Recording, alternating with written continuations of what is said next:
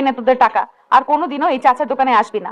টাকাটা তুলে নাও রঞ্জু, আর আপনার এই দয়ার টাকা আমাদের লাগবে না, এই টাকাটা নিয়ে যান। তোর মতো ফালতু মেকানিক টাকা কোথা থেকে দিবি? চুরি করে? আরিফার কথা শুনে আরাফ রাগে হাত মুঠো করে নিল। আরাফ রেগে বলল, হ্যাঁ, আমরা চুরি করি, বড়লোক বলে যা খুশি বলার অধিকার আপনার নাই। আপনার টাকা আপনার কাছে রাখেন। আরিফা রাগে গাড়িতে উঠে চলে গেল। আরাফ এক দৃষ্টিতে গাড়ি যাওয়ার দিকে তাকিয়ে রইল। রাতে আরিফা বারান্দায় দাঁড়িয়ে কফি খাচ্ছে। হঠাৎ ফোন বেজে উঠল। কল রিসিভ করতে ডাক্তার বলল, আরিফা, আরাফের অবস্থা তো ভালো না। কি হয়েছে ওর? রঞ্জুর লোকজনের সাথে আবার মারামারি করছে, হাতে মারাত্মক কূপ লাগছে, রক্ত পড়ছে অনেক। আরিফা কথা না বাড়িয়ে কল কেটে তাড়াতাড়ি করে শাল জড়িয়ে বেরিয়ে পড়ল। বস্তিতে আরাফের টিনের ঘরের সামনে গিয়ে দরজা খুলতেই দেখে আরাফ খালি গায়ে বসে আছে আর হাত দিয়ে রক্ত পড়ছে। আরিফা দৌড়ে গিয়ে বকা দিয়ে বলল, আরাফ, এসব কি করছিস তুই? আরাফ আরিফাকে দেখে চমকে গেল। আরাফ কাঁপা কাঁপা কণ্ঠে বলল, আপনি এত রাতে এখানে কেন এসেছেন? কেউ দেখলে কি ভাববে? আমার কারো ভাবনি কিছু যায় আসে না। তোরা এই সাহস কিভাবে হয়?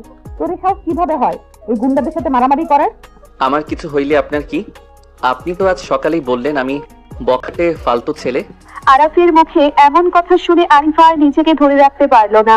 আরিফা আরাফকে শক্ত করে জড়িয়ে ধরে ডুকরে কেঁদে উঠে বলল, তুমি কেন বোঝো না আরাফ? তোমাদের রক্তাক্ত দেখলে আমার দম বন্ধ হয়ে আসে। তুমি মরে গেলে আমি কি নিয়ে বাঁচবো? আরাফ আরিফার চোখের পানি মুছে দিয়ে কপালে চুমু দিয়ে বলল, এত সহজে মরবো না, আমার সিনিয়র বউকে এখনো অনেক জ্বালানোর বাকি আছে। একদম ফাজলামি করবি না। সকালে সবার সামনে ওইভাবে অপমান কেন করলে? তোমার একটুও কি মায়া হয় না আমার জন্য? আপনি তো শুরু করলেন। আমার বন্ধুদের সামনে আমার ইজ্জত নাই। কিসের ইজ্জত? 19 বছরের একটা পিচ্চি ছেলে তুমি, আমার বর, আমার হাজবেন্ড তুমি, আর তোমাকে এই গুন্ডাদের হাতে মার খেতে দেখলে আমার কলিজা ছিঁড়ে যায়। তুমি বোঝো না? আমি আর এসব লুকিয়ে রাখতে চাই না, আমি সবাইকে বলে দেবো। আরাফ আরিফাকে ছেড়ে দিয়ে একটু দূরে গিয়ে বলল, কি বলবেন সবাইকে? যে আপনি আমার থেকে 7 বছরের ছোট একটা বস্তির মেকানিককে বিয়ে করছেন? আপনার হাই প্রোফাইল পরিবার আর অফিস মেনে নিবে? আমার কাউকে দরকার নেই। তুমি আমার পাশে থাকলে আমার কিচ্ছু লাগবে না। কিন্তু আমার তো লাগবে। আমি চাই না আমার জন্য আপনার ক্যারিয়ার আর সম্মান নষ্ট হোক। আমি যেদিন নিজের পায়ে দাঁড়াবো সেদিন সবার সামনে আপনার হাত ধরবো। কবে দাঁড়াবে তুমি? নিজের সব টাকা তো ওই চাচার মেয়ের জন্য দিয়ে দিলে। সকালে টাকাটা দিতে দিলে তোমার এই অবস্থা হইতো না। আমি গরিব হতে পারি, বাট আমার আত্মসম্মান আছে। আপনার টাকা দিয়ে আমি কারো উপকার করতে চাই না। আরিফা রাগে দরজার দিকে যেতে নিলে আরাফ এক টানে আরিফাকে নিজের বুকের সাথে মিশিয়ে নিয়ে বলল, রাগ করছেন কেন? আমি কি আপনাকে কষ্ট দেওয়ার জন্য বলছি? ছাড়ো আমাকে, লাগছে আমার। ছাড়ার জন্য তো ধরি নাই। সারাদিন পর বউকে কাছে পেয়েছি, একটু আদর তো করতেই পারি। আরাফ আরিফার ঘাড়ে মুখ গুজে দিলে আরিফা চোখ বন্ধ করে নিল। আরিফার সব রাগ পানি হয়ে গেল। আরিফা বলে উঠল, তোর হাত থেকে রক্ত পড়ছে, আগে ব্যান্ডেজটা করতে দাও আমাকে। রক্ত পড়ুক, আপনার স্পর্শ পেলে আমার সব ব্যথা ভালো হয়ে যাবে। আরিফা আরাফকে বিছানায় বসিয়ে যত্ন করে ফার্স্ট এইড বক্স দিয়ে ব্যান্ডেজ করে দিল। আরাফ আরিফার দিকে এক দৃষ্টিতে তাকিয়ে থেকে বলল, আপনাকে শাড়িতে অনেক সুন্দর লাগছে। অফিসে এই শাড়ি পরে গিয়েছিলেন? হ্যাঁ, কেন তোমার জেলাসি হচ্ছে? হবে না। আমার বউ এত সেজে গুজে অফিসে যায়, আর ওই বস ফাহাদ বেটা ড্যাব ড্যাব করে তাকিয়ে থাকে। আমার তো মনে চায় ওর চোখ দুইটা তুলে ফেলি। ফাহাদ আমার বস, ওর সাথে প্রফেশনাল সম্পর্ক ছাড়া আর কিচ্ছু নাই। তুমি ফালতু কথা বলবা না। আমি ছেলে মানুষ, কোন ছেলে কোন নজরে তাকায় আমি ভালো বুঝি। আপনি ওর থেকে দূরে থাকবেন বলে দিলাম। আচ্ছা, থাকবো। আমি যাই এখন, অনেক রাত হয়েছে। আজ রাতে থেকে যান না আমার সাথে। পাগল হয়েছো? মা টের পেলে আমাকে বাসা থেকে বের করে দেবে। আরিফা আরাফের গালে হাত বুলিয়ে দিয়ে চলে গেল। আরাফ বিছানায় শুয়ে পড়লো আর ভাবতে লাগলো, এই গরিব পরিচয় নিয়ে আপনাকে বেশি দিন ধরে রাখতে পারবো না আরিফা। আমাকে আমার আসল জায়গায় ফিরতে হবে আপনার সম্মান বাঁচানোর জন্য। সকালবেলা আরিফা রেডি হয়ে ডাইনিং টেবিলে নাস্তা করতে বসলো। আরিফার মা নাজমা বেগম মুখ কালো করে বসে আছে। নাজমা বেগম রেগে বলল, তোর কি কোনো আক্কেল হবে না আরিফা? বয়স তো 26 পার হয়ে গেল, আর কতদিন এভাবে অবিবাহিত হয়ে ঘরে বসে থাকবি? মা প্লিজ, সকালবেলা শুরু করবা না। আমার অফিসের মিটিং আছে, আমাকে শান্তিতে একটু খেতে দাও। শান্তি তো তুই আমাদের হারাম করে দিচ্ছিস। তোর বয়সী সব মেয়েদের বাচ্চা কাচ্চা হয়ে স্কুলে যায়, আর তুই শুধু ক্যারিয়ার ক্যারিয়ার করে নিজের জীবন শেষ করছিস। কাল তোর খালায় একটা ছেলের ছবি পাঠিয়েছে, ছেলেটা কানাডায় থাকে। তুই আজ অফিস থেকে এসে ছবিটা দেখবি। আমি কোনো ছবি টবি দেখতে পারবো না। আমার এখন বিয়ের কোনো চিন্তা নাই। তোর চিন্তা নাই, কিন্তু আমাদের তো আছে। পাড়াপড়শি যা তা কথা শোনাচ্ছে। তুই কি কাউকে পছন্দ করিস নাকি? অফিসের ওই যে তোর বস ফাহাদ, ছেলেটা তো অনেক ভালো, তোকে কত পছন্দ করে। মায়ের মুখে ফাহাদের নাম শুনে আরিফা রাগে হাতে রুটি টেবিলে ছুঁড়ে মারলো। আরিফা রেগে বলল, ফাহাদকে তোমার এত ভালো লাগলে তুমি গিয়ে বিয়ে করো। আমার সামনে আর কখনো ওই ফালতু লোকটার নাম নিবে না। আরিফা ব্যাগ নিয়ে হনহন করে বাসা থেকে বের হয়ে গেল। অফিসে গিয়ে নিজের ডেস্কে বসতেই ফাহাদ চলে আসলো। ফাহাদ হেসে বলল, গুড মর্নিং আরিফা। আজ তো আমাদের কোম্পানির অ্যানুয়াল পার্টি, তুমি তো আসছো তাই না? Good morning sir. হ্যাঁ আসবো, তবে আমি বেশিক্ষণ থাকতে পারবো না। এমন করলে তো হবে না আরিফা, তুমি এই কোম্পানির সবচেয়ে ব্রিলিয়েন্ট প্রজেক্ট ম্যানেজার। আর শোনো, পার্টির জন্য আমি তোমার জন্য স্পেশাল একটা শাড়ি এনেছি, এইটা পরে আসবা আজ। ফাহাদ একটা শপিং ব্যাগ আরিফার ডেস্কে রাখলো। আরিফা বিরক্ত হয়ে ব্যাগটা ফাহাদের দিকে এগিয়ে দিয়ে বলল, সরি স্যার, আমি অন্যের দেওয়া শাড়ি পরি না। আমার নিজের শাড়ি আছে, আর আপনাদের সাথে আর আপনার সাথে আমার সম্পর্ক শুধু অফিসিয়াল। এর বাইরে এই ধরনের গিফট দেওয়াটা আমার একদম পছন্দ না। কেমন আরিফা, তুমি এখনো আগের মতোই জেদি রয়ে গেলে। আমরা তো এক সময়। স্যার, পুরনো কথা অফিসে না তোলাই ভালো। আপনি এখন যেতে পারেন, আমার অনেক কাজ আছে। ফাহাদ রাগে দাঁত কামড়ে সেখান থেকে চলে গেল। নীলা এসে আরিফার পাশে দাঁড়িয়ে বলল, এই লোকটা তো বেহা কেন রে, তোকে এখনো পাওয়ার আশা ছাড়লো না। ভালো লাগে না নীলা, মন চায় চাকরিটা ছেড়ে দেই, কিন্তু পরিবারের যে অবস্থা, বাবা রিটায়ার্ড পার্সন, এখন চাকরি ছাড়লে না খেয়ে মরতে হবে। বাদ দে ওই ফালতু লোকের কথা। আচ্ছা শোন, আজ পার্টিতে তো তুই যাবি, আরিফ কিছু বলবে না তো? ওকে আমি জানাই নাই, জানালে আবার মাথা গরম করবে। এমনিতেই ফাহাদকে ও দু চোখে দেখতে পারে না। ওইদিকে বস্তির গ্যারেজে আরাফ একটা গাড়ির ইঞ্জিন ঠিক করছে। আরাফের সারা মুখে আর হাতে কালি মাখা। কবির দৌড়ে এসে আরাফের পিঠে থাপ্পড় মেরে বলল, কিরে দোস্ত, সারাদিন এইভাবে কালি মাখবি নাকি? চল, আজকে সন্ধ্যায় ভালো একটা কাজ পাইছি। কি কাজ? আমার হাতে এখন অনেক গাড়ির কাজ বাকি। রঞ্জুর টাকাটা শোধ করতে হবে। আরে আজ সন্ধ্যায় একটা বড় অফিসে ক্যাটারিং এর কাজ, শুধু খাবার সার্ভ করতে হবে। 4 ঘন্টার জন্য জনপ্রতি 2000 টাকা দিবে। যাবি? 2000? কাজটা তো খারাপ না। কোন অফিস দোস্ত? ব্লু স্কাই কর্পোরেশন, গুলশানে অফিস ওদের। ব্লু স্কাই নামটা শুনে আরাফ থমকে গেল। এইটা তো আরিফার অফিস। আরাফ মনে মনে ভাবতে লাগলো, ম্যাম তো আমাকে বলে নাই আজ ওনাদের অফিসে পার্টি। ওই বদমাইশ ফাহাদ নিশ্চয়ই আজ আরিফার আশেপাশে ঘুরঘুর করবে। না, আমাকে ওইখানে যেতেই হবে। ঠিক আছে দোস্ত, আমি যাব। তুই রেডি থাকিস সন্ধ্যায়? সন্ধ্যা 7টা। ব্লু স্কাই কর্পোরেশনের বিশাল হলরুমে পার্টির আয়োজন করা হয়েছে। চারিদিকে আলো ঝলমল করছে। আরাফ আর কবির ক্যাটারিং এর ড্রেস পরে ওয়েটার হিসেবে দাঁড়িয়ে আছে। আরাফের চোখ শুধু দরজার দিকে। হঠাৎ আরিফা আর নীলা হলরুমে ঢুকলো। আরিফাকে কালো রঙের একটা শাড়িতে এত সুন্দর লাগছিল যে আরাফ চোখের পলক ফেলতে পারলো না। আরাফ মুগ্ধ হয়ে তাকিয়ে রইল আর মনে মনে বলল, উফ, আমার বউটাকে এত সুন্দর কেন লাগে? মন তো চাচ্ছে এখন সবাইকে বলে দেই এই রূপবতী নারীটা শুধু আমার। আরিফা হলরুমে ঢুকে চারিদিকে তাকাতেই হঠাৎ আরিফকে দেখতে পেল। ওয়েটারের ড্রেসে আরিফকে দেখে আরিফা চমকে উঠল। আরিফা নীলার হাত চেপে ধরে ফিসফিস করে বলল, নীলা, ওই দেখ আরাফ, ও এখানে কি করছে? হায় আল্লাহ, ও তো ওয়েটারের ড্রেস পরে আছে। তুই ওকে বলে আসিসনি? না তো, ও এখানে আসলে তো ফাহাদকে দেখে নির্ঘাত কোনো সিন ক্রিয়েট করবে। আমাকে ওর সাথে কথা বলতে হবে। আরিফা চুপি চুপি আরাফের দিকে এগিয়ে গেল। আরাফ জুসের ট্রে হাতে দাঁড়িয়ে ছিল। আরিফা কাছে গিয়ে দাঁতে দাঁত চেপে রাগী কণ্ঠে বলল, তুই এখানে কি করছিস আরাফ? তোকে কে আসতে বলেছে এখানে? কেন ম্যাম, আমি গরিব মানুষ, ক্যাটারিং এর কাজ করতে এসেছি। আপনার মতো বড় লোকদের পার্টিতে কি আমাদের মতো মেকানিকদের ঢোকা নিষেধ? ফাজলামি করবি না একদম। তুই ভালো করেই জানিস সেটাই আমার অফিস। তুই কি স্পাইগিরি করতে আসছিস আমার পেছনে? স্পাইগিরি করব কেন? বউ সেজে গুজে অফিসে পার্টি করতে আসবে আর আমাকে জানাবেও না। তাই ভাবলাম গরিব স্বামী হিসেবে নিজে এসেই দেখে যায় আমার বউকে কেমন লাগছে। তুই এক্ষণ এখান থেকে যাবি আরাফ। তোকে ওয়েটারের ড্রেসে দেখে আমার কেমন লাগছে তুই বুঝবি না। তুই প্লিজ এখান থেকে যা। ফাহাদ দেখলে তোকে অপমান করবে। ওই ফাহাদ আমাকে কি অপমান করবে? আমি এখানে কাজ করতে আসছি, চুরি করতে না। আমি যাব না। আপনি যান, আপনার বসের সাথে পার্টি করেন গিয়ে। আরাফ ট্রে নিয়ে অন্যদিকে চলে গেল। আরিফা রাগে ফুঁসতে লাগলো। ফাহাদ দূর থেকে আরিফাকে দেখে কাছে এগিয়ে আসলো। ফাহাদ আরিফাকে উপর থেকে নিচে পর্যন্ত দেখে মুগ্ধ হয়ে বলল, ও আরিফা, আজ তোমাকে যা লাগছে না, চোখ ফেরানো যাচ্ছে না। Thanks sir. শুধু থ্যাঙ্কস দিলে হবে, আজ কিন্তু আমার সাথে তোমাকে একটা ডান্স করতে হবে। সরি স্যার, আমি ডান্স করতে পারি না। আর আমার মাথাটা ধরেছে, আমি একটু বসবো। আরিফা ফাহাদকে এড়িয়ে সোফায় গিয়ে বসলো। আরাফ দূর থেকে সব খেয়াল করছিল। ফাহাদের দৃষ্টি দেখে আরাফের রক্ত টকবক করে ফুটতে লাগলো।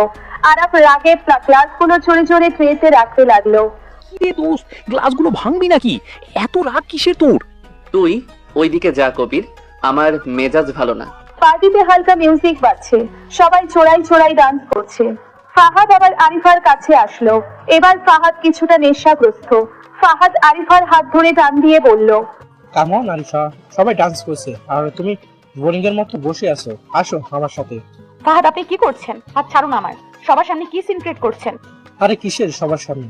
তুমি তো জানো আমি কত তোমাকে চাই। ফাহাদ জোর করে আরিফাকে ফ্লোরে নিয়ে গিয়ে আরিফার কোমরে হাত রাখলো। আরিফা ভয়ে আর অস্বস্তিতে ছটফট করতে লাগলো।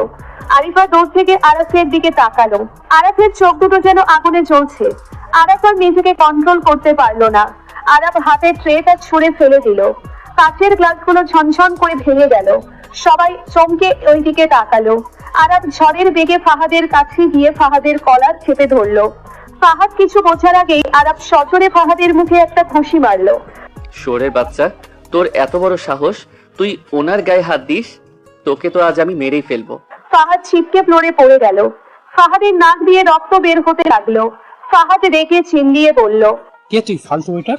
সিকিউরিটি? সিকিউরিটি কোথায়? এই রাস্তার ভিখারিকে কে ঢুকতে দিয়েছে এখানে? আমি তোর জম, তুই যদি আরেকবার ওনার দিকে তাকাইছিস তোর চোখ আমি উপড়ে ফেলবো। আরাফ ফাহাদের বুকের উপর এসে এলো পাথারি ঘুষি মারতে লাগলো। পার্টিতে সবার মধ্যে আতঙ্ক ছড়িয়ে পড়লো। সিকিউরিটি গার্ডরা এসে আরাফকে টান দিয়ে সরানোর চেষ্টা করলো, কিন্তু আরাফের গায়ে অসুরের মতো জোর। আরিফা ভয়ে কাঁপতে কাঁপতে আরাফকে আটকাতে গেল। আরাফ, ছাড় ওকে, মরে যাবে লোকটা, প্লিজ ছাড়, ছাড় বলছি। আরাফ আরিফার কথা শুনে থেমে গেল। আরাফ ফাহাদকে ছেড়ে দিয়ে উঠে দাঁড়ালো। ফাহাদ মুখ চেপে ধরে উঠে দাঁড়িয়ে সিকিউরিটিদের বলল, পুলিশে কল দি, এই বকাটে মাস্তানকে আমি আজ জেলে পচাবো। আরিফা, কি হবে এখন? পুলিশ আসলে তো আরাফের জীবন শেষ হয়ে যাবে। ফাহাদ এমনিতেই অনেক পাওয়ারফুল। 10 মিনিটের মধ্যে পুলিশ চলে আসলো। পুলিশ এসে আরাফকে হাত করা পরিয়ে দিল। ফাহাদ পুলিশের কাছে গিয়ে বলল, অফিসার, এই ফালতু ওইটার আমাকে বিনা কারণে অ্যাটাক করেছে, ওকে নিয়ে যান। এই ছেলে, তুমি ওনাকে মারলে কেন? আরাফ চুপ করে আরিফার দিকে তাকিয়ে রইল। আরিফার চোখে পানি টলমল করছে। ফাহাদ আরিফার দিকে তাকিয়ে সন্দিগ্ধ গলায় বলল, আরিফা, এই ওইটাটা তোমাকে বাঁচানোর জন্য আমাকে মারলো কেন? তুমি কি ওকে চেনো? তোমার সাথে কি এই বস্তির গুন্ডার কোনো কানেকশন আছে? ফাহাদের কথা শুনে অফিসের সবাই আরিফার দিকে তাকাতে লাগলো। আরিফা বুঝতে পারলো ফাহাদ যদি জানতে পারে আরাফ ওর স্বামী, তাহলে ফাহাদ ওর কেরিয়ার আর পরিবারের সম্মান সব শেষ করে দিবে। ওর বাবার হার্টের অবস্থা এমনিতেই ভালো না। আরিফা নিজেকে শক্ত করে নিল। আরিফা চোখ মুছে ফাহাদের দিকে তাকিয়ে রাগী গলায় বলল, আমি কিভাবে চিনবো ওকে স্যার? আমি চিনি না ওকে, ও একটা বস্তির গুন্ডা, আমি ওনাকে চিনি না। আরিফার মুখ থেকে এই কথা শোনার পর আরাফের মনে হলো কেউ ওর বুকের ভেতর ছুরি ঢুকিয়ে দিয়েছে। আরাফ স্তব্ধ হয়ে আরিফার দিকে তাকিয়ে রইল। আরাফের চোখ দিয়ে এক ফোঁটা জল গড়িয়ে পড়ল। আপনি আমাকে চেনেন না ম্যাম? মুখ সামলে কথা বলবি ফালতু ছেলে।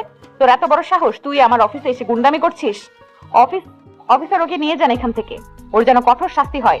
আরিফা কথাগুলো বলার সময় ওর নিজের কলিজা যেন ছিঁড়ে যাচ্ছিল, কিন্তু সে আরাফের দিকে একবারও তাকালো না। পুলিশ আরাফকে ধাক্কা দিয়ে নিয়ে যেতে লাগলো। আরাফ দরজার কাছে গিয়ে একবার পেছন ফিরে আরিফার দিকে তাকালো। আরাফের চোখে ছিল তীব্র অভিমান আর কষ্ট। আরাফ মুচকি একটা কষ্টের হাসি দিয়ে বলল, ঠিক বলেছেন ম্যাম, আমি একটা ফালতু বস্তির গুন্ডা। আপনাদের মতো বড় লোকদের চেনার তো কোনো যোগ্যতাই আমার নাই। ভালো থাকবেন ম্যাম। পুলিশ আরাফকে গাড়িতে তুলে নিয়ে গেল। পার্টিতে সবাই ফাহাদকে নিয়ে ব্যস্ত হয়ে পড়ল। আরিফা আর এক মুহূর্ত সেখানে দাঁড়াতে পারলো না। আরিফা দৌড়ে ওয়াশরুমে ঢুকে দরজা লক করে দিল। ওয়াশরুমের ফ্লোরে বসে আরিফা নিজের মুখে 2 হাত চেপে ধরে ডোকরে কেঁদে উঠল। আরিফা পাগলের মতো কাঁদতে কাঁদতে বলতে লাগলো, আমাকে ক্ষমা করে দে আরাফ, আমাকে ক্ষমা করে দে। আমি তোকে ছাড়া বাঁচবো না রে। আমি কেন তোর সাথে এমন করলাম? আমি পরিস্থিতির কাছে হেরে গেলাম আরাফ। আমি তোর সিনিয়র বউ হয়েও তোকে সবার সামনে আপন করে নিতে পারলাম না। আরিফা ফুপিয়ে ফুপিয়ে কাঁদতে লাগলো। ওর চোখের পানিতে শাড়ির আঁচল ভিজে গেল। ওইদিকে পুলিশের গাড়িতে বসে আরাফ আকাশের দিকে তাকিয়ে আছে। ওর চোখে কোনো পানি নেই, শুধু এক বুক শূন্যতা। আরাফ মনে মনে ভাবতে লাগলো, আপনি আমাকে বস্তির গুন্ডা বলে অস্বীকার করলেন তো আরিফা? ঠিক আছে, গরিব আরাফকে তো আপনি আপন করতে পারলেন না। এবার আপনি দেখবেন এই আরাফের আসল রূপ, যেই রূপ দেখলে আপনার ওই অহংকারী সমাজ আর ফাহাদের মতো মানুষেরা পায়ের কাছে এসে বসবে। আপনি আমাকে অস্বীকার করেছেন, এবার আমি আপনাকে এমন এক জায়গায় নিয়ে দাঁড় করাবো যেখান থেকে আপনি আমাকে ছাড়া আর কিছুই ভাবতে পারবেন না। আরাফ চোখ বন্ধ করে নিল। গাড়ির জানালার কাচ দিয়ে আসা নিয়ন আলোতে আরাফের রাগী আর চেরি মুখটা আরো ভয়ঙ্কর লাগছিল। থানা হাজতের ভেতর অন্ধকারের মধ্যে আরাফ বসে আছে। ওর বাঁ হাতের ব্যান্ডেজটা দিয়ে আবার রক্ত চুইয়ে পড়ছে, কিন্তু সেদিকে ওর কোনো খেয়াল নাই। ও শুধু এক দৃষ্টিতে দেওয়ালের দিকে তাকিয়ে আছে। কবির লকআপের বাইরে দাঁড়িয়ে পুলিশ ডিউটি অফিসারের সাথে অনেক অনুনয় বিনয় করছে। স্যার, ও কোনো অন্যায় করে নাই স্যার। ওই ফাহাদ সাহেব নিজেই মেয়েটার গায়ে হাত দিচ্ছিল। ও তো শুধু অন্যায়ের প্রতিবাদ করছে। ওরে ছেড়ে দেন স্যার। এই বেটা বস্তির টোকাই, চুপ কর। বড় লোকদের পার্টিতে গিয়ে মারামারি করছস, আবার বড় বড় কথা কস। ফাহাদ সাহেব শহরের বড় ব্যবসায়ী, ওনার নামে কমপ্লেন হয়েছে। এই স্যামরারে আজ কোর্টে চালান দেওয়া হবে, সহজে জামিন পাবি না। কবিরের কথা শুনে আরাফ মুচকি একটা কষ্টের হাসি দিল। ও হাজতের ভেতর থেকেই কবিরকে ইশারা করে ডাকলো। কবির, তুই এখানে ফালতু চিল্লাইস না তো, তুই এখান থেকে যা, রহমত চাচার ওখানে গিয়ে বস। তুই এই অবস্থায় আমাকে চলে যেতে বলছিস আরাফ? তোর হাত দিয়ে রক্ত পড়ছে আর তুই এখানে একা লকআপে বন্ধি। আমি তোকে ছেড়ে কোথাও যাব না। আমি তোকে বলছি না চলে যেতে? আমার কথা কি তোর কানে যায় না? তুই যা এখান থেকে, আমার কিচ্ছু হবে না। আরাফের রাগী গলা শুনে কবির আর কিছু বলার সাহস পেল না। ও চোখ মুছতে মুছতে থানা থেকে বেরিয়ে গেল। রাত তখন 2:30। আরিফা নিজের বেডরুমে ছটফট করছে। সারাটা রাত ও এক ফোঁটা ঘুমাতে পারে নাই। চোখের পানিতে বালিশ ভিজিয়ে একাকার হয়ে গেছে। ও বারবার ফোনের দিকে তাকাচ্ছে। হঠাৎ ও আর সহ্য করতে না পেরে বিছানা থেকে উঠে দাঁড়ালো। ও মনে মনে ভাবলো, না, আমি আর পারছি না। আরাফ ওখানে হাজতে একা বন্দি, আর ও তো আমার জন্য ওই ফাহাদকে মেরেছে। আর আমি আমি নিজের সম্মান বাঁচাতে ওকে সবার সামনে অস্বীকার করলাম। ও আমার চেয়ে 7 বছরের ছোট হতে পারে, কিন্তু ও তো আমার স্বামী। আমার বুকটা ফেটে যাচ্ছে। আমি আর ঘরে বসে থাকতে পারবো না।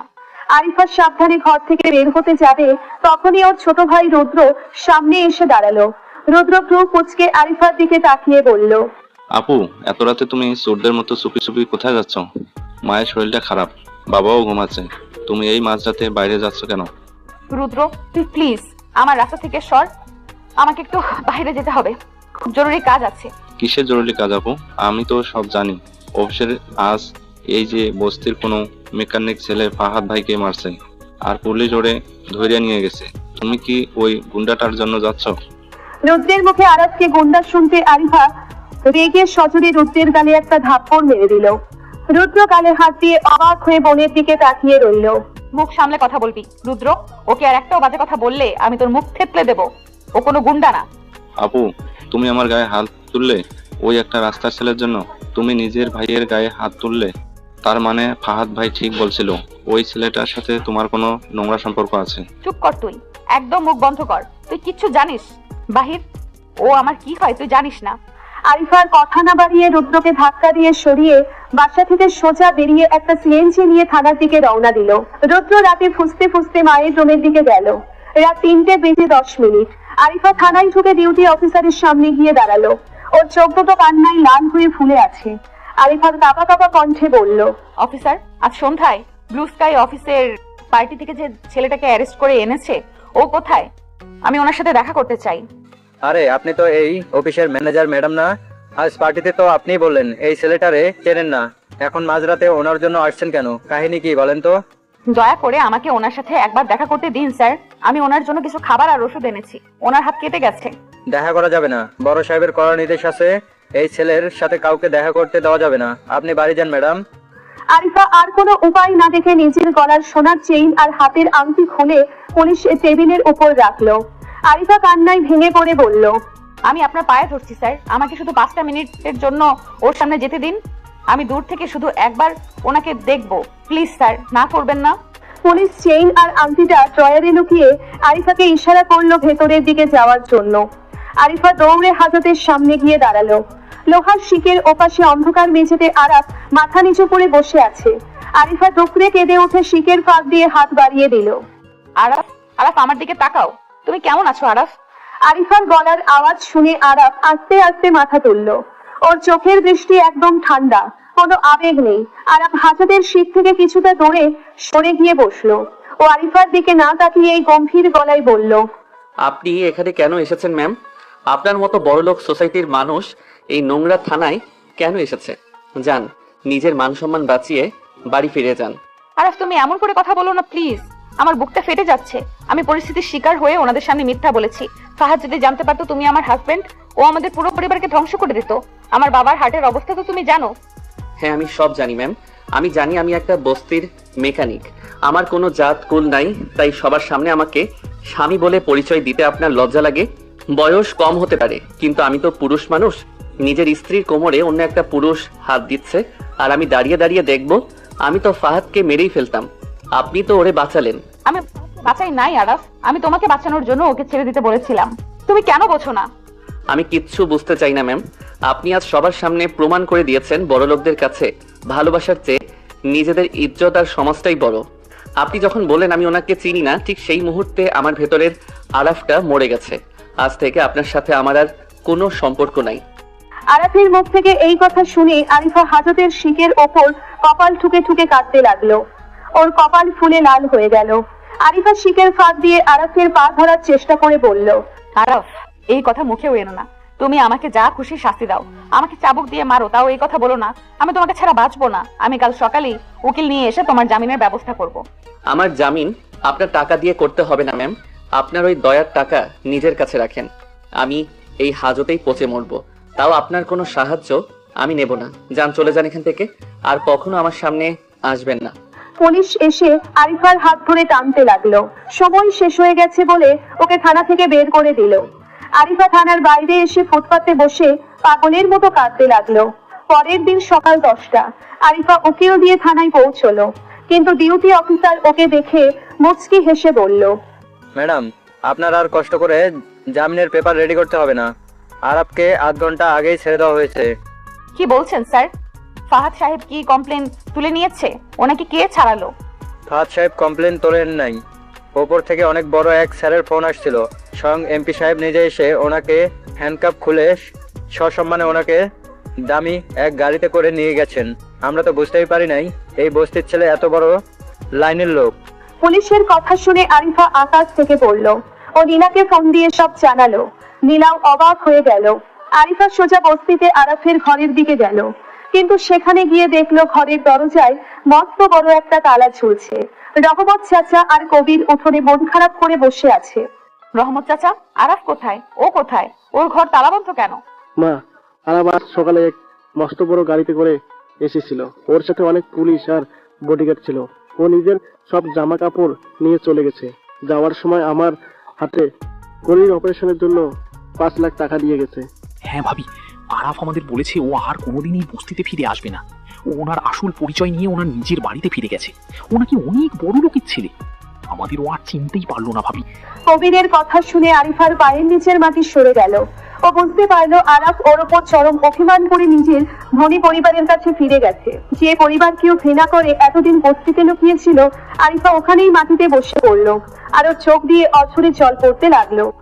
আরিফা কাঁপা কাঁপা হাতে আরাফের কেবিনেটের দরজা ঠেলে ভেতরে প্রবেশ করলো। বিশাল এসি রুম, দামি ইন্টেরিয়ার আর কাঠের দেওয়াল। আরাফ রিভলভিং চেয়ারে উল্টো দিকে ঘুরে বসে আছে। আরিফা ফাইলগুলো বুকে চেপে ধরে দরজার কাছে দাঁড়িয়ে রইল। আরিফা ভয়ে ঢোক গিলে কাঁপা কাঁপা কণ্ঠে বলল, স্যার আমি আসবো? আরাফ চেয়ারটা ঘুরিয়ে আরিফার দিকে তাকালো। আরাফের চোখে মুখে চরম গাম্ভীর্য। আরাফ ইশারা করে সামনের চেয়ারে বসতে বলল, আসুন ম্যাম, বস্তির ফালতু গুন্ডার কেবিনে আপনাকে স্বাগতম। বসুন। আরাফ প্লিজ, তুই এমন করে কথা বলিস না, আমার বুকটা ফেটে যাচ্ছে। Shut up. অফিসে বসে আমাকে তুই করে বলার স্পর্ধা আপনি কোথায় পেলেন? ভুলে যাবেন না আমি এই কোম্পানির এমডি আর আপনি একজন সামান্য এমপ্লয়ি। ফাইলগুলো টেবিলে রাখুন। আরিফা চোখের পানি মুছতে মুছতে ফাইলগুলো টেবিলে রাখলো। আরাফ ফাইলগুলো খুলে দেখতে লাগলো আর আরিফা এক দৃষ্টিতে আরাফের দিকে তাকিয়ে রইল। আরাফকে এই দামি স্যুটে এতটাই হ্যান্ডসাম লাগছে যে আরিফা চোখ ফেরাতে পারছিল না। আরাফ হঠাৎ ফাইলটা সজোরে টেবিলে ছুঁড়ে মেরে রেগে বলল, এইসব কি কাজ করেছেন আপনি? এই প্রজেক্টের বাজেট এত হাই কেন? আপনি কি কোম্পানি টাকা চুরি করার প্ল্যান করছেন নাকি ফাহাদের সাথে মিলে? আরাফ তুই আমাকে যা খুশি বল, কিন্তু আমার কাজে কোনো ভুল নাই। আর ফাহাদের সাথে আমাকে জড়াবি না। তুই আপনার তো দেখছি ঘাড়ের রগ অনেক টেরা। আপনি কি ভেবেছেন আপনি আমার স্ত্রী বলে আমি আপনার সব ভুল মাফ করে দিব? যে স্ত্রী সবার সামনে নিজের স্বামীকে অস্বীকার করতে পারে সে তো টাকার জন্য কোম্পানির সাথে বেইমানিও করতে পারে। আরাফের এই কথায় আরিফার কলিজায় যেন কেউ তীক্ষ্ণ ছুরি চালিয়ে দিল। আরিফা আর নিজেকে কন্ট্রোল করতে পারল না। আরিফা দৌড়ে গিয়ে আরাফকে শক্ত করে জড়িয়ে ধরে দুকড়ে কেঁদে উঠে বলল, আমাকে ক্ষমা করে দাও আরাফ, আমি তোমার পায়ে পড়ছি, তুমি আমাকে ক্ষমা করে দাও। আমি তো ফাহাদের হাত থেকে তোমাকে বাঁচানোর জন্যই মিথ্যা বলেছিলাম। তুমি তো জানতে ফাহাদ কত ভয়ঙ্কর। ও যদি জানতে পারতো আমরা বিয়ে করেছি, ও আমার বাবার ক্ষতি করে দিত। আমার বাবার হার্টের অবস্থা ভালো না, তুমি তো জানো। আরাফ আরিফাকে ধাক্কা দিয়ে সরিয়ে দিতে চাইলো, কিন্তু আরিফা আরাফের বুকে মাথা গুঁজে আঠার মতো লেগে রইল। আরাফের পাথরের মতো শক্ত মনটাও আরিফার চোখের পানিতে গলে যেতে লাগলো। আরাফ এক হাত দিয়ে আরিফার কোমর চেপে ধরে নিজের সাথে মিশিয়ে নিয়ে দাঁতে দাঁত চেপে বলল, ফাহাদ ভয়ঙ্কর আর আমি কি মরে গিয়েছিলাম? আপনি একবার আমার হাতটা শক্ত করে ধরে বলতে পারলেন না এই ফালতু মেকানিক ছেলেটা আমার স্বামী? আমি ফাহাদের কোম্পানি সহ ফাহাদকে মাটির সাথে মিশিয়ে দিতাম। আপনি আমাকে বিশ্বাস করতে পারেন নাই আরিফা। আপনার কাছে আমার ভালোবাসার চেয়ে আপনার পরিবারের সম্মান বড় ছিল। না আরাফ না, তুমি আমার সব। আমি তোমাকে ছাড়া বাঁচবো না। তুমি আমাকে শাস্তি দাও, আমাকে মারো, কিন্তু আমাকে দূরে ঠেলে দিও না। আমি তোমার সিনিয়র বউ না? তুমি না বলতে তোমার সিনিয়র বউকে তুমি অনেক ভালোবাসো? আরিফার মুখ থেকে সিনিয়র বউ কথাটা শুনে আরাফের চোখের কোণেও পানি জমে গেল। আরাফ আর নিজেকে আটকে রাখতে পারলো না। আরাফ হুট করে আরিফাকে কোলে তুলে নিয়ে কেবিনেটের দেওয়ালের সাথে চেপে ধরলো। আরিফা ভয়ে চোখ বড় বড় করে তাকালো। আরাফ আরিফার মুখের একদম কাছে গিয়ে ফিসফিস করে বলল, শাস্তি তো আমি আপনাকে দিবই। আপনি আমার ভালোবাসাকে অপমান করেছেন, এর শাস্তি আপনাকে পেতেই হবে। আরাফ কথাগুলো বলেই আরিফার ঠোঁট জোড়া নিজের দখলে নিয়ে নিল। আরাফ পাগলের মতো আরিফাকে কিস করতে লাগলো। আরিফা প্রথমে চমকে গেলেও পরে আরাফের গলায় হাত জড়িয়ে ওর ভালোবাসায় সাড়া দিল। আরাফের চুম্বনে রাগ, অভিমান আর তীব্র ভালোবাসা মিশেছিল। অনেকক্ষণ পর আরাফ আরিফাকে ছেড়ে দিল। আরিফা হাঁপাতে হাঁপাতে আরাফের বুকে মাথা রাখলো। আরাফ আরিফার কপালে একটা চুমু দিয়ে বলল, আজ থেকে আপনি এই অফিস থেকে ডিজাইন দিচ্ছেন। আপনি আর কাজ করবেন না। আমার বউয়ের কাজ করার কোনো দরকার নাই। কিন্তু আরাফ, আমি তো অফিসের কাজ করতে ভালোবাসি। আমি কোনো কিন্তু শুনতে চাই না। আপনি শুধু আমার। অন্য কোনো ফাহাদ যেন আপনার দিকে চোখ তুলে তাকাতে না পারে সেই ব্যবস্থা আমি করব। আপনি আজই বাসায় গিয়ে আঙ্কেলকে সব সত্যি কথা বলে দিবেন। আব্বুকে? আব্বু যদি মেনে না নেয়? তুমি তো আমার থেকে 7 বছরের ছোট। ছোট তো কি হয়েছে, আমি পুরুষ মানুষ। আমি আমার বউয়ের দায়িত্ব নিতে জানি। আঙ্কেল মেনে না নিলে আমি নিজে গিয়ে ওনাদের বুঝিয়ে আসবো। আপনি যান এখন। আরিফা মুচকি হেসে আরাফের গালে হাত বুলিয়ে দিয়ে কেবিনেট থেকে বেরিয়ে গেল। আরাফ নিজের ঠোঁটে হাত বুলিয়ে মুচকি হাসলো। ওইদিকে ফাহাদ একটা বাড়ি বসে আকণ্ঠ মদ গিলছে। জিশান ফাহাদের চাপচা দৌড়ে বাড়ির ভেতর এসে ফাহাদকে বলল, বস, খবর খারাপ। ওই আরাফ মির্জা তো শুধু আপনার কোম্পানি কেনে নাই, ও পুরো মার্কেটটা একাই কন্ট্রোল করছে। আপনার তো সব বিজনেস শেষ। চুপ কর শোরের বাচ্চা। এই আরাফকে আমি ছাড়বো না। তো আমার এত বড় অপমান করেছি, ওর অহংকার আমি মাটিতে মিশিয়ে দেবো। কিন্তু বস, ওরে তো ছোঁয়া যাবে না। ওর সাথে তো মন্ত্রী মিনিস্টারদের ওঠা বসা। ওর দুর্বল জায়গা আমি জানি। আরিফা, ওই মাগি আমাকে রিজেক্ট করে ওই আরাফকে সাপোর্ট করছে। আমার কাছে ওদের কিছু সিক্রেট জিনিস আছে। ফাহাদ পকেট থেকে একটা খাম বের করে জিশানকে দিল। জিশান খাম খুলে ছবিগুলো দেখে চমকে উঠল। ছবিগুলোতে দেখা যাচ্ছে মাঝরাতে বস্তিতে আরাফের ঘরের সামনে আরিফা আর আরাফ একে অপরকে জড়িয়ে ধরে আছে। আরাফ আরিফাকে কিস করছে। বস, এইগুলো তো আরিফ ম্যাডাম আর ওই আরাফের ছবি। এগুলো আপনি কই পাইলেন? আমি তো আগে থেকেই ওই আরিফার পিছনে লোক লাগিয়ে রেখেছিলাম। আমি জানতাম ওই মাগির সাথে ওই রাস্তার ছেলের কোনো চক্কর আছে। এখন এই ছবিগুলোই হবে আমার দুর্গের তাস। চল আজ রাতে আরিফার বাসায় যাবো। ওর অহংকারী বাবার সামনে ওর মেয়ের আসল রূপ দেখাবে। রাত 8টা। আরিফা বাসায় ফিরে নিজের রুমে বসে ফ্রেশ হচ্ছে। ও ভাবছে আজ রাতেই বাবাকে সব কথা খুলে বলবে। হঠাৎ ড্রয়িং রুম থেকে বাবার চিৎকার শুনে আরিফা দৌড়ে বাইরে আসলো। আরিফা দেখলো ফাহাদ সোফায় বসে আছে আর ওর বাবা শফিকুর রহমান ফ্লোরে পড়ে বুকে হাত দিয়ে ছটফট করছেন। আরিফার মা নাজমা বেগম আর ছোট ভাই রুদ্র দৌড়ে আসলো। আপু কি হয়েছে তোমার? রুদ্র, আবুকে ধর। শফিকুর রহমান আরিফাকে দেখে রাগে একটা ছবি আরিফার মুখের ওপর ছুঁড়ে মারলেন। শফিকুর রহমান কাঁপা কাঁপা কণ্ঠে রেগে বলল, তুই আমার মেয়ে না? তুই একটা কলঙ্কিনী। তুই একটা বস্তির ছেলের সাথে মাঝরাতে নষ্টামি করছিস। আমার মান সম্মান সব তুই ধুলোয় মিশিয়ে দিলি। আরিফা ফ্লোরে পড়ে থাকা ছবিটা হাতে নিয়ে চমকে উঠল। এইগুলো তো বস্তিতে আরাফের সাথে ওর ছবি। আরিফা ফাহাদের দিকে রাগে তাকিয়ে বলল, ফাহাদ, তুই এতটা মিছ হতে পারিস? আমার পার্সোনাল ছবি তুই আমার বাবার সামনে নিয়ে এসেছিস? পার্সোনাল ছবি? আরিফা, এই ছবিগুলো যদি আমি কাল ইন্টারনেটে ভাইরাল করে দিই তাহলে তোমার বাবার কি অবস্থা হবে বুঝতে পারছো? উনি তো হার্ট অ্যাটাকে মারাই যাবেন। ওরে আল্লাহ, আমার মেয়েটা এ কি করলো? এই জন্যই তো বলি, তোর এত তেজ কোথা থেকে আসলো? এই ছবিগুলো কেউ দেখলে তো আমাদের সমাজে মুখ দেখানো দায় হবে। আপু, তুমি এই কাজ করতে পারলি? একটা সামান্য বখাটে ছেলের জন্য তুই আমাদের ফ্যামিলির ইজ্জত নিয়ে খেললি। আব্বু, মা, তোমরা আমাকে ভুল বুঝছো। আরফ কোনো রাস্তার ছেলে না, ও মির্জা গ্রুপের এমডি, আর ওর সাথে আমার বিয়ে।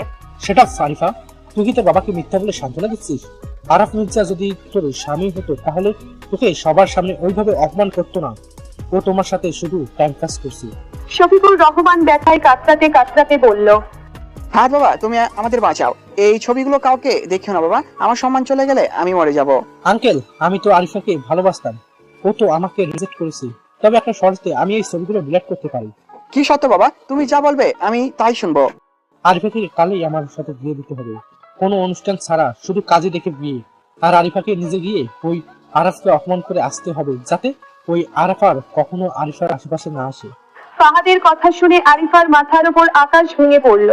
আরিফা চিৎকার করে বলল, কখনোই না, আমি মরে গেলে ওই শুয়োরের বাচ্চাকে বিয়ে করব না। আবু, তুমি ওর কথায় রাজি হয়েও না। শফিকুর রহমান হঠাৎ বুকে হাত দিয়ে জ্ঞান হারিয়ে ফ্লোরে লুটিয়ে পড়লেন। সবাই চিৎকার করে উঠল। শফিকুর রহমানকে দ্রুত হাসপাতালে নেওয়া হলো। ডাক্তার আইসিইউ থেকে বেরিয়ে এসে বলল, ওনার ম্যাসিভ হার্ট অ্যাটাক হয়েছে। ওনাকে কোনোভাবেই মানসিক কোনো চাপ দেওয়া যাবে না। ওনার যা বয়স, একটু শক পেলেই উনি স্পট ডেড হয়ে যাবেন। আরিফা আইসিইউর গ্লাসের বাইরে দাঁড়িয়ে ফুপিয়ে ফুপিয়ে কাঁদতে লাগলো। ফাহাদ এসে আরিফার কাঁধে হাত রেখে ফিসফিস করে বলল, কি আরিফা, এবার কি করবা? তোমার বাবার জীবন বাঁচাবা নাকি তোমার ওই পিসি বয়ফ্রেন্ডকে বাঁচাবা? সিদ্ধান্ত তোমার। কাল বিকালের মধ্যে তুমি যদি ওই আরাফকে রিজেক্ট করে আমার কাছে না আসো, আমি ছবিগুলো ভাইরাল করে দেবো। তোমার বাবা কালকে রাতে আর পার করতে পারবেন না। আরিফা ফাহাদের কলার চেপে ধরে রেগে বলল, তুই মানুষ না ফাহাদ, তুই একটা জানোয়ার। আমি তোকে খুন করে ফেলবো। আমাকে খুন করলে তোমার বাবার সম্মান বাঁচবে না ভাবি। রেডি থাকো কালকের জন্য। ফাহাদ হাসতে হাসতে চলে গেল। আরিফা ফ্লোরে বসে দুই হাঁটুতে মুখ গুজে হাউমাউ করে কাঁদতে লাগলো। আরিফার মা এসে আরিফাকে জড়িয়ে ধরে বলল, মারে, তোর বাবার দিকে তাকিয়ে তুই রাজি হয়ে যা। আমাদের তো আর কেউ নাই। তোর বাবা মরে গেলে আমরা পথে বসে যাব। তুই ফাহাদকে বিয়ে করে নে মা। আর তোমরা কি আমাকে জ্যান্ত কবর দিতে চাও? আরাফ আমার স্বামী মা, আমি ওকে ছাড়া বাঁচবো না। সমাজ ওইসব লুকানো কাবিননামা মানে না। তোর বাবার জীবন এখন তোর হাতে।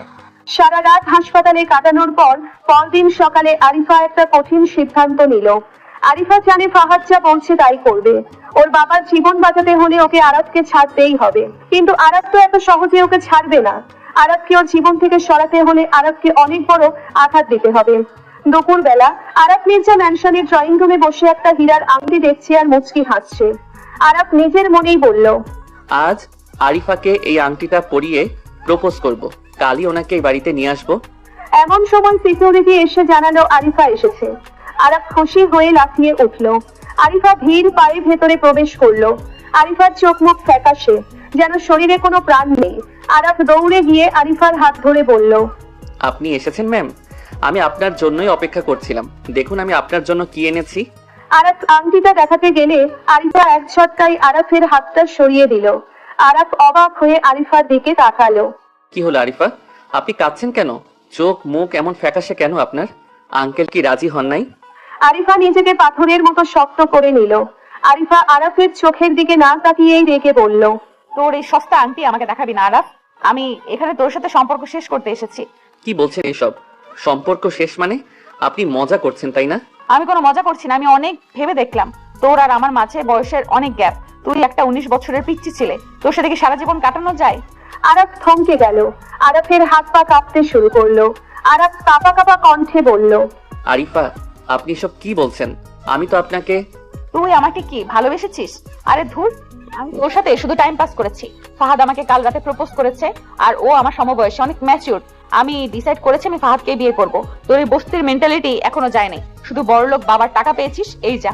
আরিফার মুখ থেকে ফাহাদের নাম শুনে আরাফের মাথার রগ দপদপ করতে লাগলো। আরাফ রাগে অন্ধ হয়ে গেল।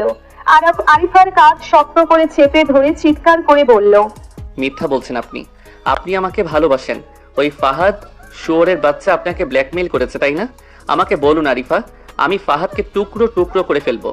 আমাকে কেউ ব্ল্যাকমেইল করে নাই, আমি নিজের ইচ্ছেতেই ওকে বিয়ে করছি। তুই আমাকে ভুলে যা আরাফ, আর কখনো আমার সামনে আসবি না। আরিফা কথাগুলো বলে এক মুহূর্ত সেখানে দাঁড়ালো না, উল্টে ঘুরে দৌড়ে বেরিয়ে গেল। আরাফ পাথরের মতো দাঁড়িয়ে রইল, ওর চোখের সামনে পৃথিবীটা যেন ঘুরতে লাগলো। আরাফ হঠাৎ রাগে চিৎকার করে ড্রয়িং রুমের কাছের টেবিলটা লাথি মেরে ভেঙে ফেললো। আরাফ পাগলের মতো ঘরে ফুলদানি, টিভি, ল্যাম্পশেড সব ভেঙে চুরমার করতে লাগলো। আরাফের হাত কেটে রক্ত পড়তে লাগলো, কিন্তু সেদিকে ওর কোনো খেয়াল নেই। তুই আমার সাথে বেইমানি করলি আরিফা। তুই আমার ভালোবাসাকে ফাহাদের কাছে বিক্রি করে দিলি। তুই ভাবছিস তুই এত সহজে আমাকে ছেড়ে চলে যাবি? কখনোই না। তুই শুধু আমার, তোকে আমি অন্য কারো হতে দিব না। আরাফ হাঁটু গেড়ে কাছের টুকরোর ওপর বসে হাউমাউ করে কাঁদতে লাগলো। ওর গগন বিদারী চিৎকারে পুরো ম্যানশন কেঁপে উঠলো। ফাহাদের বিলাসবহুল ফ্ল্যাট, ফাহাদ সোফায় বসে মদ খাচ্ছে আর শয়তানের মতো হাসছে। আরিফা পাথরের মতো মুখ করে ঘরে ঢুকলো। ফাহাদ আরিফাকে দেখে গ্লাসটা টেবিলে রেখে উঠে দাঁড়ালো। ওয়েলকাম ডার্লিং, আমি জানতাম তুমি ঠিকই আসবে। বাবার সম্মান বলে কথা, তা তোমার ওই ফিসি মেকানিক বয়ফ্রেন্ডকে ছেড়ে আসতে খুব কষ্ট হলো নাকি? মুখ সামলে কথা বলবি ফাহাদ, আমি এখানে তোর ফালতু কথা শুনতে আসি নাই। আমি তোর শর্ত মেনেছি। তুই কথা দে আমার বাবার ওই ছবিগুলো তুই আর কাউকে দেখাবি না। আরে রিল্যাক্স, আমি যখন তোমার হবু স্বামী, আমি কি আর চাইবো আমার স্ত্রী কেলেঙ্কারির ছবি বাইরে যাক? তবে শর্ত একটাই, কালকের বিয়ের পর তুমি ওই আরাফের ছায়াও আর কখনো মারাবে না।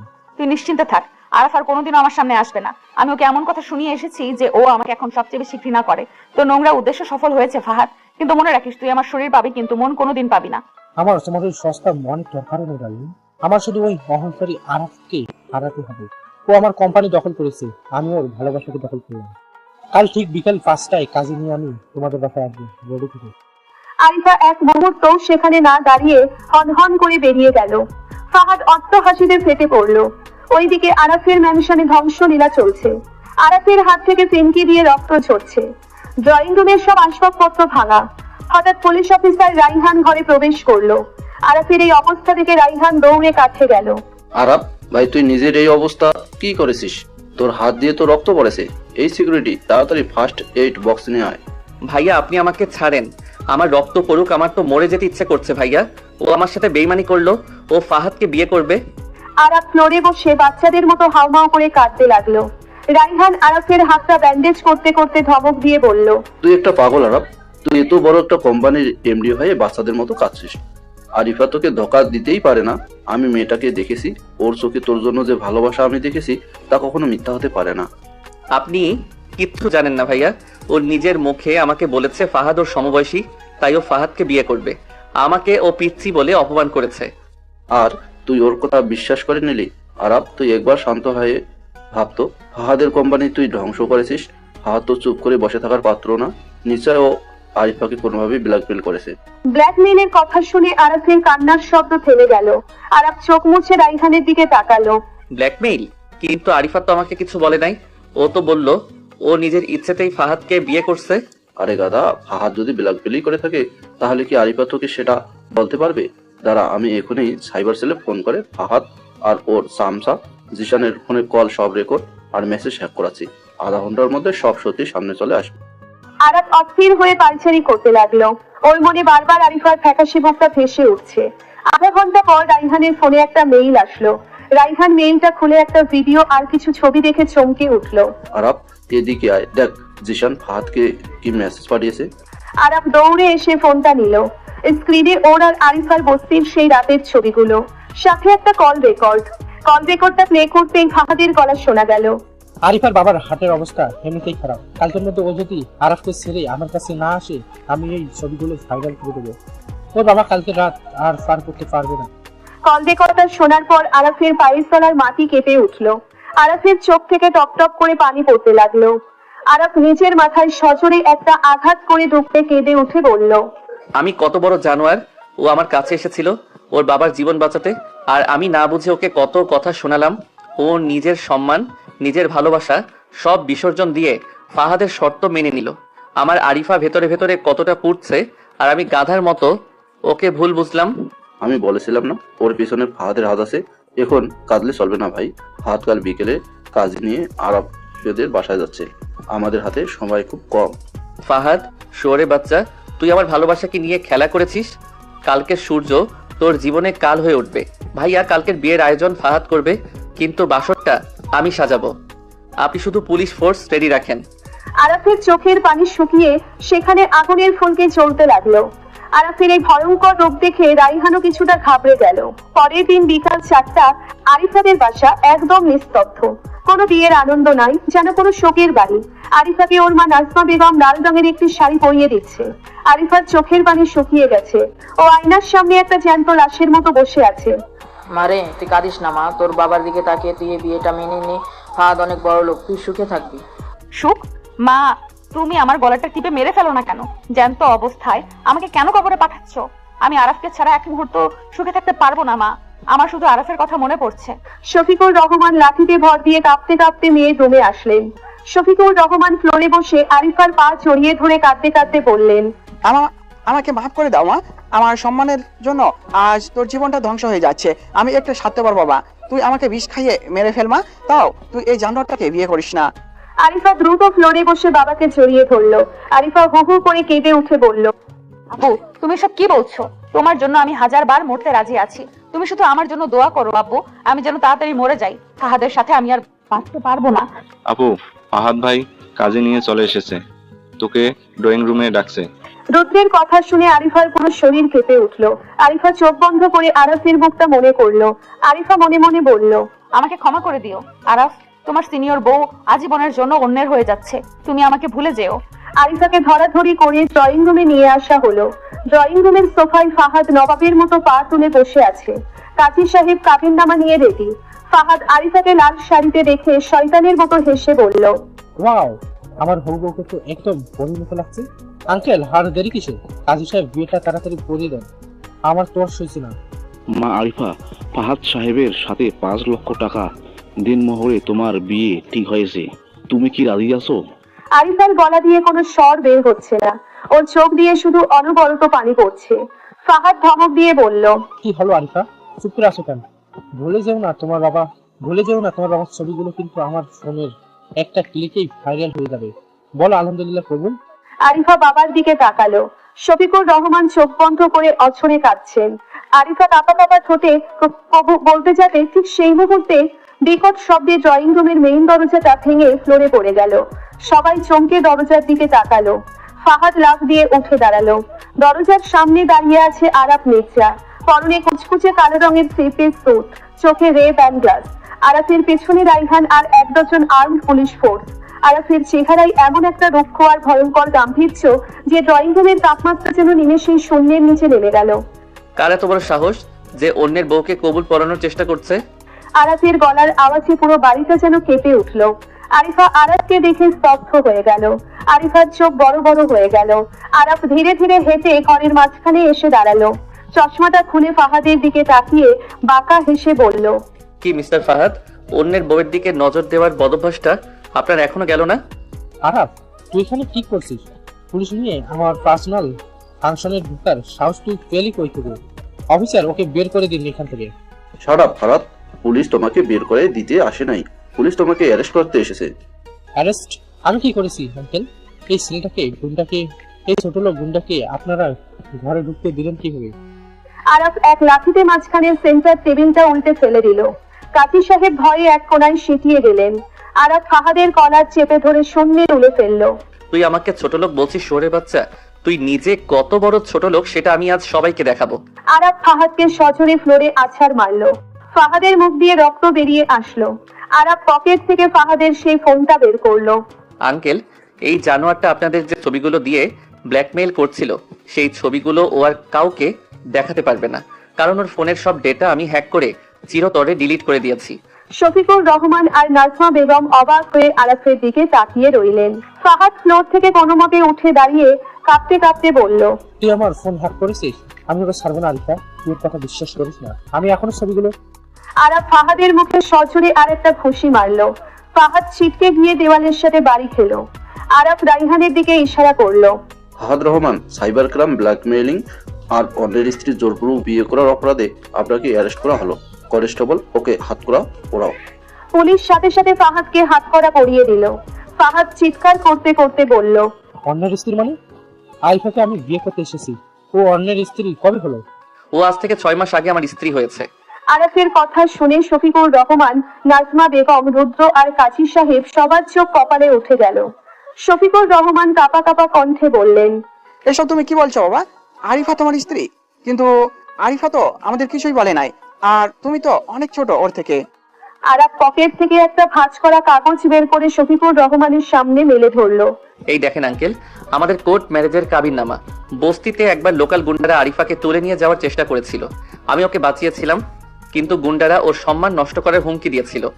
সেদিন রাতের বেলা কাজী ডেকে আমি ওকে বিয়ে করে নিজের স্ত্রীর সম্মান দিয়েছিলাম। বয়সে আমি 19 হতে পারি, কিন্তু নিজের স্ত্রীর সম্মান কিভাবে বাঁচাতে হয় সেটা আমি খুব ভালো করেই জানি। কাবিননামা দেখে শফিকুর রহমান ফ্লোরে বসে পড়লেন। তিনি লজ্জায় আর অপরাধ বোধে আরাফের সামনে হাত জোড় করে বললেন, আমাকে মাফ করে দাও বাবা, আমার সমাজ আর টাকার অহংকার অন্ধ হয়ে গেছিলাম। তুমি বয়সে ছোট হতে পারো, কিন্তু তোমার মনটা অনেক বড়। আমার মেয়ের জীবনটা তুমি বাঁচালে। আঙ্কেল প্লিজ, আপনি আমার বাবার বয়সী, আপনি হাত জোর করবেন না, আমি তো আপনার ছেলের মতো। পুলিশ ফাহাদকে টেনে হিঁচড়ে বাইরে নিয়ে গেল। ড্রয়িং রুমে এখন শুধু পিনপতন নীরবতা। আরাফ আস্তে আস্তে ঘুরে আরিফার দিকে তাকালো। আরিফা ফ্লোরে বসে 2 হাঁটুতে মুখ গুজে কাঁদছে। আরাফ ধীরে ধীরে আরিফার সামনে গিয়ে হাঁটু গেড়ে বসলো। ম্যাম, এখনো কি আমাকে ফালতু পিচ্ছি ছেলে মনে হয়? আরিফা মুখ তুলে আরাফের দিকে তাকালো। আরিফার চোখ দুটো কান্নায় ফুলে লাল হয়ে আছে। আরিফা হঠাৎ আরাফের বুকে ছাপিয়ে পড়ে আরাফকে শক্ত করে জড়িয়ে ধরলো। আরিফা বাচ্চাদের মতো হাউমাউ করে কেঁদে উঠে বলল, আমাকে মাফ করে দাও আরাফ, আমি তোমার সাথে অনেক খারাপ ব্যবহার করেছি। তুমি আমাকে অনেক গালাগালি করো, আমাকে মারো, কিন্তু আমাকে দূরে সরিয়ে দিও না। আমি তোমাকে ছাড়া মরে যাবো আরাফ। আরাফ এক হাত দিয়ে আরিফার কোমর জড়িয়ে ধরে অন্য হাত দিয়ে ওর মাথার চুলে বিলি কেটে দিতে লাগলো। আরাফের নিজের চোখ দিয়েও পানি গড়িয়ে পড়লো। পাগল বউ একটা, আপনি আমার ভালোর জন্যই তো এত বড় স্যাক্রিফাইস করতে যাচ্ছিলেন, আমি কি সেটা বুঝি না? আর আপনি আমাকে দূরে সরিয়ে দেওয়ার কথা বলছেন? এই আরাফ মির্জার বুকের ভেতর থেকে বের হওয়ার রাস্তা তো আমি অনেক আগেই বন্ধ করে দিয়েছি। আমি অনেক ভয় পেয়ে গেছিলাম রে, আমি ভেবেছিলাম তুই আমাকে সত্যি সত্যি ভুল বুঝে চলে গেছিস। তুই আবার আমাকে তুই করে বলছেন? কত বড় সাহস আপনার! আমি আপনার জীবন বাঁচালাম আর আপনি আমাকে তুই করে বলছেন? আরিফা আরাফের কথায় খিলখিল করে হেসে উঠল। আরিফা আরাফের বুকে আলতো করে একটা কিল মেরে মুখ লুকিয়ে ফেললো। শফিকুর রহমান আর নাজমা বেগম দূর থেকে ওদের ভালোবাসা রেখে মুচকি হাসতে লাগলেন। পরিবারের সব বাধা আর ভুল বোঝাবুঝির পাহাড় পার করে আরাফ আর আরিফার ভালোবাসা আজ নতুন করে পূর্ণতা পেল। ফাহাদকে পুলিশ ধরে নিয়ে যাওয়ার পর শফিকুর রহমানের ড্রয়িং রুমে এক আবেগঘন পরিবেশ তৈরি হলো। শফিকুর রহমান আরাফের হাত দুটো নিজের হাতের মুঠোয় নিয়ে কান্না জড়িত কণ্ঠে বললেন, বাবা আরাফ, তুমি আজ আমার ওপর যে উপকার করলে তা আমি সারা জীবনেও শোধ করতে পারবো না। আমার মেয়েটাকে তুমি নিজের স্ত্রীর মর্যাদা দিয়েছো, ওকে নতুন জীবন দিয়েছো। আমি তোমাদের এই সম্পর্ক মন থেকে মেনে নিলাম বাবা। বাবা, আমরা তোমাকে ফালতু মেকানিক ভেবে কত অপমান করেছি, তুমি কিছু মনে করো না বাবা, আমাদের ক্ষমা করে দিও। আন্টি প্লিজ, আপনারা এসব বলে আমাকে আর লজ্জিত করবেন না। আমি আপনাদের ছেলের মতো, আরিফা আমার স্ত্রী, ওর সম্মান বাঁচানো আমার সবচেয়ে বড় দায়িত্ব। আপনারা শুধু আমাদের দোয়া করবেন। আরিফা এক দৃষ্টিতে আরাফের দিকে তাকিয়ে আছে। ওর চোখের কোণে এখনো পানি জমে আছে, কিন্তু ঠোঁটে এক অদ্ভুত প্রশান্তির হাসি। আরাফ আরিফার দিকে তাকিয়ে চোখ টিপ মারলো। আরিফা লজ্জায় মাথা নিচু করে নিল। রুদ্র দৌড়ে এসে আরাফকে জড়িয়ে ধরে বলল, দুলা ভাই, আমি তো আপনাকে বস্তির গুন্ডে ভেবেছিলাম, আপনি তো দেখি পুরা গ্যাংস্টার। ফাহাদের মতো একদম হাওয়ায় টাইম করে দিলেন। আরাফ রুদ্রের পিঠে থাপ্পড় মেরে হাসতে হাসতে বলল, তোর বোনকে যে কাঁদাবে তার হাওয়া তো আমি টাইট করবই। এখন বল, তোর আপুকে কি আমি আজকেই আমার সাথে নিয়ে যেতে পারি? হ্যাঁ বাবা, অবশ্যই। বউ তো এখন তোমারই, তুমি ওকে আজই নিজের বাড়িতে নিয়ে যাও। শুধু মেয়েটাকে একটু দেখে রেখো বাবা, ও খুব অভিমানী। আঙ্কেল আপনি নিশ্চিন্ত থাকুন, আপনার মেয়েকে আমি রানীর মতো রাখবো। বিদায় বেলা ঘনিয়ে আসলো। আরিফা ওর বাবা মা আর ভাইকে জড়িয়ে ধরে অনেক কাঁদলো। আরাফ আরিফার চোখের পানি নিজের হাতে মুছে দিয়ে ওকে গাড়িতে তুলে নিল। আরাফের কালো মার্সিডিজ গাড়িটা মির্জা ম্যানশনের দিকে ছুটতে লাগলো। গাড়ির ভেতর পিনপতন নীরবতা। আরিফা এক দৃষ্টিতে জানালার বাইরে তাকিয়ে আছে। আরাফ আরিফার হাতটা নিজের হাতের মুঠোয় নিয়ে আলতো করে চাপ দিয়ে বলল, কি ভাবছেন ম্যাম? এখনো কি আমাকে ফালতু পিচ্ছি ছেলে মনে হচ্ছে? আরিফা আরাফের দিকে তাকিয়ে মুখটা একটু গম্ভীর করে বলল, তুই এত বড় একটা সত্যি আমার কাছ থেকে লুকিয়ে রেখেছিলি আরাফ? তুই যে মির্জা গ্রুপের মালিক, এত কোটি টাকার মালিক, সেটা আমাকে একবারও বলিসনি কেন? আমি তো তোকে বস্তির গরিব ছেলে ভেবে কতটা কষ্ট পেয়েছি। কারণ আমি গরিব ছিলাম বলেই তো আপনি আমার খাঁটি ভালোবাসাটা দেখতে পেরেছিলেন। আমি যদি প্রথমেই বলতাম আমি কোটিপতি আরাফ মির্জা, তাহলে আপনি হয়তো ভাবতেন আমি ফাহাদের মতোই অহংকারী। তাছাড়া আমি তো আমার বাবার ওই অহংকার আর টাকার গর্ব ছেড়ে চলেই গিয়েছিলাম। আপনার জন্যই তো আমি আবার এই কোটিপতি আরাফের রূপ ধারণ করেছি। কিন্তু তাই বলে তুই এতদিন আমাকে মিথ্যা বলবি? জানিস তোকে ওই থানা থেকে পুলিশ নিয়ে যাওয়ার পর আমি কতটা পাগল হয়ে গেছিলাম। তুই কেন বুঝিসনি আরাফ? তোর টাকা আমার দরকার নেই, আমি শুধু তোকে চেয়েছিলাম। আরিফার গলা ভারী হয়ে আসলো। আরাফ আরিফাকে নিজের বুকের সাথে শক্ত করে জড়িয়ে ধরে ওর কপালে চুমু খেয়ে ফিসফিস করে বলল, আমি জানি আমার সিনিয়র বউ আমাকে কতটা ভালোবাসে। আমি তো আপনাকে কষ্ট দিতে চাইনি। আমি শুধু চেয়েছিলাম ওই ফাহাদের মতো জানোয়ারদের হাত থেকে আপনাকে এমন ভাবে রক্ষা করতে যেন কেউ আর কখনো আপনার দিকে আঙুল তুলতে না পারে। এবার আমাকে ক্ষমা করে দাও না বউ। আরাফের মুখে বউ ডাক শুনে আরিফার সব অভিমান গলে পানি হয়ে গেল। আরিফা আরাফের বুকে মুখ লুকিয়ে গভীর আবেগে বলল, তুই খুব পাজি একটা ছেলে। এত ছোট বয়সে এত ভালোবাসা কোথা থেকে শিখলে তুমি? তুমি আমাকে এতটা ভালোবাসো যে আমি মাঝে মধ্যে ভয় পেয়ে যাই যদি তোমাকে কখনো হারিয়ে ফেলি। হারানোর কথা আর কখনো মুখে আনবেন না। আমি আপনাকে ছাড়ার জন্য ধরি নাই। গাড়ি এসে মির্জা ম্যানশনের বিশাল গেট দিয়ে ভেতরে প্রবেশ করলো। ম্যানশনের রাজকীয় সৌন্দর্য দেখে আরিফা একটু ঘাবড়ে গেল। গাড়ি থেকে নামার পর আরাফ আরিফার হাত শক্ত করে ধরে রাখলো। আরাফ, আমার খুব ভয় করছে। তোমার পরিবার কি আমাকে মেনে নেবে? আমি তো তোমার চেয়ে বয়সে অনেক বড়। তোমার বাবা যদি আমাকে অপমান করেন? আপনি আরাফ মির্জার স্ত্রী, আপনাকে অপমান করার সাহস এই দুনিয়ায় কারো নাই। আমি আছি তো, আপনি শুধু আমার হাতটা শক্ত করে ধরে রাখবেন। আরাফ আরিফাকে নিয়ে ড্রয়িং রুমে প্রবেশ করলো। ড্রয়িং রুমে আরাফের বাবা সিকান্দার মির্জা সৎমা লোবানা বসেছিলেন। আরাফকে লাল শাড়ি পরা একটা মেয়ের হাত ধরে ঢুকতে দেখে দুজনেই অবাক হয়ে গেলেন। সিকান্দার মির্জা প্রকুচকে রেগে উঠে দাঁড়িয়ে বললেন, আরাফ, এসব কি? তুই এই মেয়েকে কোথা থেকে ধরে এনেছিস? হ্যাঁ, আর ওই লাল শাড়ি পরে আছে কেন? বাবা, ইনি আরিফা, আমার স্ত্রী। আজ থেকে 6 মাস আগে আমাদের বিয়ে হয়েছে। আজ আমি ওকে ওর বাসা থেকে নিজের বাড়িতে নিয়ে এসেছি। আরাফের কথা শুনে সিকান্দার মির্জা আর লোবানার চোখ কপালে উঠে গেল। লোবানা ব্যঙ্গ করে হেসে বলল, স্ত্রী? তুই পাগল হয়েছিস আরাফ? এই মেয়েটাকে তো দেখলে মনে হয় তোর চেয়ে বয়সে 5-6 বছরের বড়। এই বুড়ি মেয়েটাকে তুই বিয়ে করেছিস? মির্জা বংশের উত্তরাধিকারী একটা বয়স্ক মেয়েকে বিয়ে করে ঘরে এনেছে? ছি, সমাজে আমরা মুখ দেখাবো কি করে? লোবানার কথা শুনে আরিফার চোখ অপমানের জলে ভরে উঠল। আরিফা মাথা নিচু করে নিল, কিন্তু আরাফের চোখ মুহূর্তের মধ্যে আগুনে লাল হয়ে গেল। আরাফ রাগে চিৎকার করে বলল, shut up, just shut up Lubna Begum. খবরদার আমার বউকে নিয়ে আর একটাও ফালতু কথা বলবেন না। ও আমার চেয়ে বয়সে বড়, তাতে আপনাদের কি? বিয়ে আমি করেছি, সংসার আমি করব। সমাজ আপনাদের চুলকানি দিতে আসবে না। হ্যাঁ আরাফ, তুই লুবানার সাথে কিভাবে কথা বলছিস? হ্যাঁ, ও তোর মা, আর ও তো ঠিকই বলেছে এই মেয়েটার বয়স তোর চেয়ে বেশি। আর ওকে তো দেখে মনে হচ্ছে কোনো মিডিল ক্লাস ফ্যামিলির মেয়ে। হ্যাঁ, তুই মির্জা গ্রুপের এমডি হয়ে এমন একটা ফালতু মেয়েকে বিয়ে করলি? আমি এই বিয়ে মানি না, মানি না। সিকান্দার মির্জার কথায় আরাফ রেগে সেন্টার টেবিলের ওপর রাখা একটা দামি কাচের ফুলদানি সজোরে ফ্লোরে আছাড় মেরে ভেঙে ফেললো। সবাই চমকে উঠলো। আরাফ আঙ্গুল উঁচিয়ে গর্জন করে বলল, মানতে আমি আপনাদের বলিও নাই। আপনাদের এই টাকার অহংকার আর মিথ্যা আভিজাত্য আমার দরকার নাই। আমি যখন বস্তিতে ফালতু মেকানিক হয়ে রাস্তায় রাস্তায় ঘুরতাম, তখন এই আরিফাই আমাকে বুকে টেনে নিয়েছিল। আপনাদের এই কোটি টাকা আমাকে যে শান্তি দিতে পারে নাই, আরিফার একটু ছোঁয়া আমাকে তার চেয়ে 1000 গুণ বেশি শান্তি দিয়েছে। আরাফ আরিফার হাত ধরে দরজার দিকে পা বাড়িয়ে রেগে বলল, আপনারা যদি আমার বউকে সম্মান দিতে না পারেন, তাহলে এই মির্জা ম্যানশন আর আপনাদের কোম্পানির এমডি পদ আপনারা আপনাদের কাছেই রাখেন। আমি চললাম। আমার বউকে আমি রাস্তায় চা বেচে হলেও রানীর মতো রাখতে পারবো। চলেন আরিফা। আরাফ সত্যি সত্যি আরিফাকে নিয়ে বেরিয়ে যাচ্ছিল। সিকান্দার মির্জা বুঝতে পারলেন ছেলে এবার সত্যি সত্যি সব ছেড়ে চলে যাবে। উনি দৌড়ে এসে আরাফের রাস্তা আটকে দাঁড়িয়ে কাঁদো কাঁদো কণ্ঠে বললেন, দাঁড়া আরাফ, যাস না বাবা, তুই দাঁড়া। তুই তো জানিস আমি তোকে কতটা ভালোবাসি। তুই অভিমান করে বস্তিতে চলে যাওয়ার পর এই বাড়িটা একদম শ্মশান হয়ে গেছিল। হ্যাঁ, তুই যা বলবি আমি তাই মেনে নেবো বাবা, তবু প্লিজ এই বাড়ি ছেড়ে যাস না।